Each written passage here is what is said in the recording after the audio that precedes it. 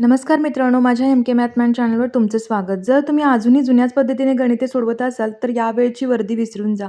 Bhandara, Palghar, police, Mumbai पेपरनी हे सिद्ध केलं आहे, की आता साध्या गणिताचे दिवस गेलेत. त्यामुळे कोणते प्रश्न सुरुवातीला सोडवायचे, कोणते नंतर, कोणते ऑप्शनवरून सोडवायचे, कोणते लॉजिक यूज करून सोडवायचे, हे मी आज तुम्हाला सांगणार आहे. व्हिडिओ इंटरेस्टिंग होणार आहे. सर्वांनी लाईक करा. चला तर मग सुरुवात करूया. प्रश्न क्रमांक 1. 3 अंकी मोठ्यात मोठी मूळ संख्या व 2 अंकी लहानात लहान मूळ संख्या यांच्या बेरजेत कोणत्या संख्येचा वर्ग मिळवल्यास 32 या संख्येचा वर्ग मिळतो? हा प्रश्न खूप मोठा आहे, लेंथी प्रश्न होणार आहे हा. सोपे प्रश्न सोडवून झाल्यानंतर हा क्वेश्चन सोडवायला घ्या. 3 अंकी मोठ्यात मोठी मूळ संख्या कोणती आहे? तर 997 ही काय आहे? मूळ संख्या आहे आणि ती 3 अंकी आहे. 3 अंकी मूळ संख्या 997. 2 अंकी लहानात लहान मूळ संख्या ही मोठ्यात मोठी संख्या त्याने विचारले. आता लहानात लहान 2 अंकी मूळ संख्या कोणती आहे? 11.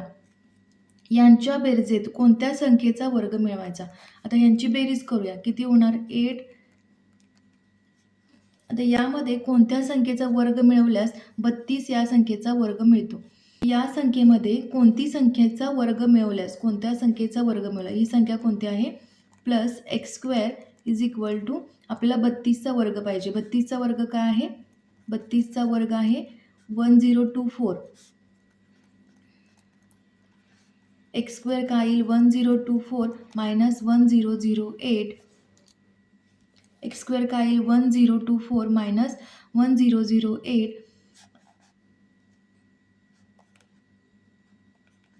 16 आपलं उत्तर असेल x².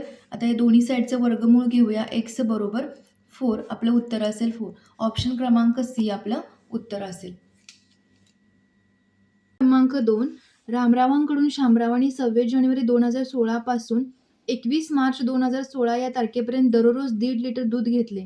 दुधाचा दर 47 रुपये लिटर होता, तर त्यांनी एकूण किती रुपये दुधाचे बिल रामरावांना दिले? आता दोन गोष्टी आपल्याला माहीत पाहिजे. एक तर दिलेलं वर्ष जे आहे ते लीप वर्ष आहे का? लीप वर्ष कसं आपण फाइंड करतोय? आता 2016 आणि 4ला 2016 तर 4ने याला पूर्ण भाग जातोय, म्हणून हे काय असणार आहे? लीप इयर असणार आहे. लीप वर्ष. तर मग लीप वर्षमध्ये दिवस किती असतात? जानेवारीचे जे दिवस असतात ते 29 असतात आणि लीप वर्ष जर नसेल तर ते दिवस किती? 28 असतात. तर इथं काय सांगितलंय? 26 जानेवारी 2016. आता दुसरी गोष्ट आपल्याला काय माहिती पाहिजे? तर जानेवारी टू डिसेंबर प्रत्येक महिन्यात किती दिवस असतात? आता जानेवारीमध्ये 31 दिवस असतात. 31 दिवस असतात. त्यापैकी 26 जानेवारी 2016 पासून दूध द्यायला चालू केले. तर 26 जानेवारी म्हणजे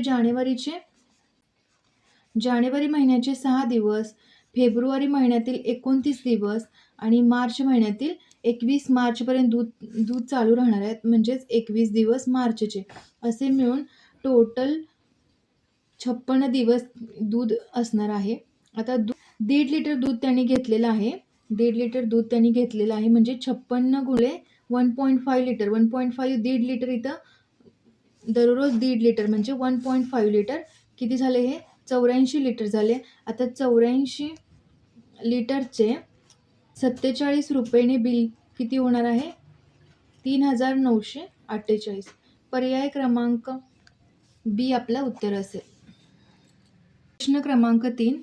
रामरावांनी 13 क्विंटल गहू 3250 रुपये प्रति क्विंटल दराने व 23 क्विंटल सोयाबीन 4350 रुपये प्रति क्विंटल दराने एका अडत व्यापाऱ्यास विकले.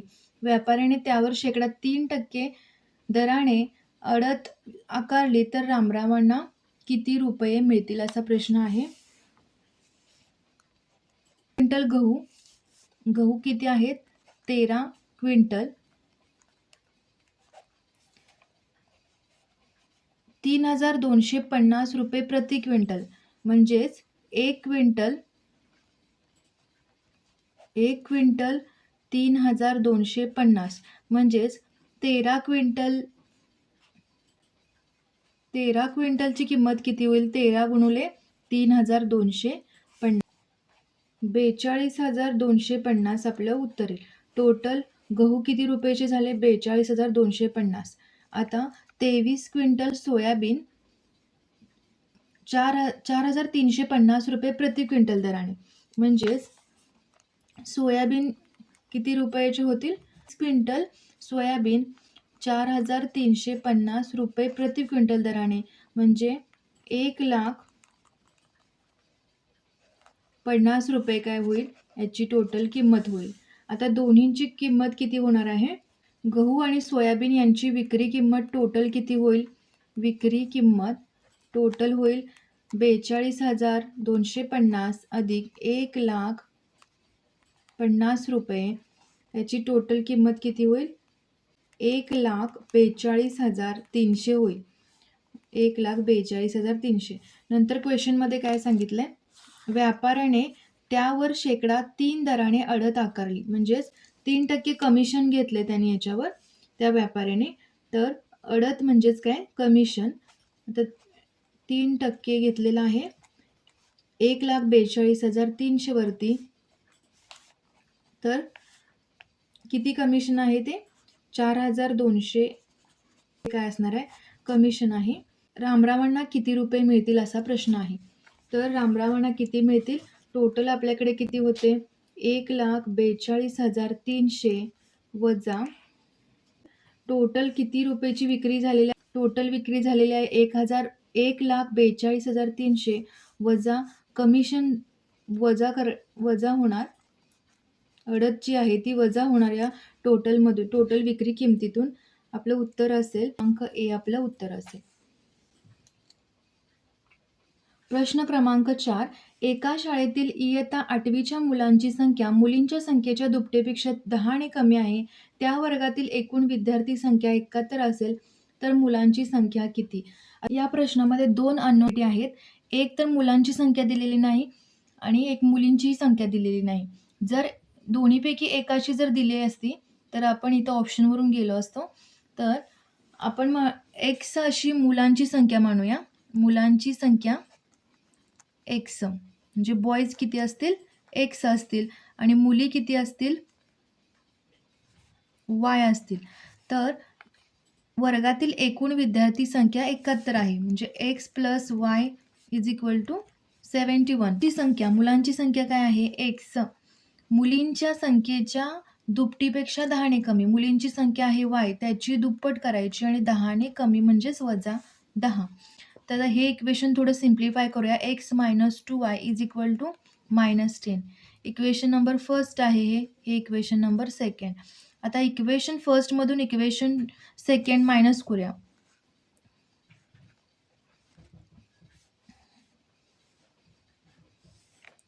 X plus Y is equal to 71, X minus 2y is equal to -10. आता ज्यावेळी आपण मायनस करतोय त्यावेळी दुसरं जे पद असते त्याची सगळी चिन्ह बदलतात. तर ह्या एक्सचं इथं पॉझिटिव्ह प्लस चिन्ह आहे तर हे मायनस होईल. हे मायनस आहे इथं प्लस होईल. हे मायनस आहे इथं प्लस होईल. आता एक्स मायनस एक्स कॅन्सल होऊन जाईल. Y plus y plus 2y 3y होतील. 71 प्लस 10 81 होतील. वाय इज इक्वल टू किती आलं? 27. म्हणजे मुली असतील 27. मुली 27 असतील तर मुलं किती असणार आहेत? X is equal to 71 minus 27 44 मुलं असणार आहेत. पर्याय क्रमांक मुलांची संख्या किती विचारली आपल्याला? तर मुलांची संख्या असेल 44. पर्याय क्रमांक ए आपलं उत्तर असेल. इथं ऑप्शनवरून जाता येत नाही कारण इथं 2 अननोन क्वांटिटी आहेत. प्रश्न क्रमांक 5. एका पिशवीत काही गोळ्या आहेत. त्या गोळ्या 12 मुलांना प्रत्येकी सारख्या वाटल्यास 8 गोळ्या उरतात तर पिशवीत किती गोळ्या असतील? हा प्रश्न ऑप्शनवरून सोडवता येतोय.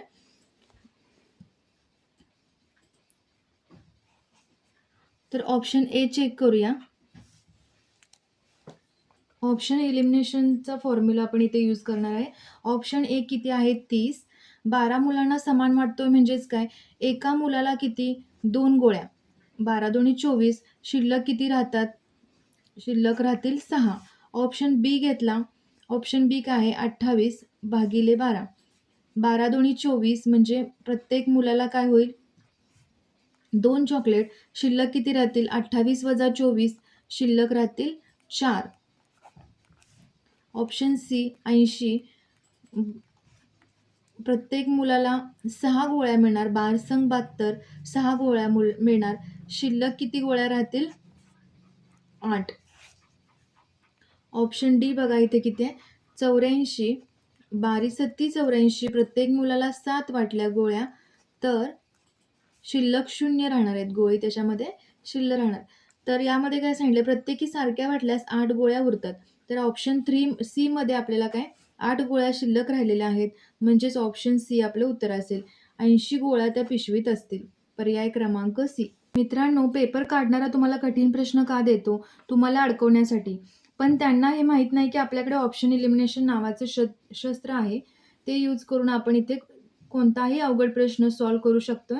फक्त आपल्याला कळलं पाहिजे की तो क्वेश्चन ऑप्शनवरून सॉल्व्ह करता येतोय का? आणि अननोन क्वांटिटी ही फक्त एकच असली पाहिजे त्या क्वेश्चनमध्ये. 2 जर अननोन क्वांटिटी असतील तर आपल्याला तो क्वेश्चन ऑप्शनवरून सॉल्व्ह करता येत नाही. चला तर मग भेटूया पुढच्या भागात अशाच चॅलेंजिंग प्रश्नासोबत. व्हिडिओ आवडल्यास लाईक करा. तुमच्या पोलीस भरती करणाऱ्या मित्रांना शेअर करा. Thank you.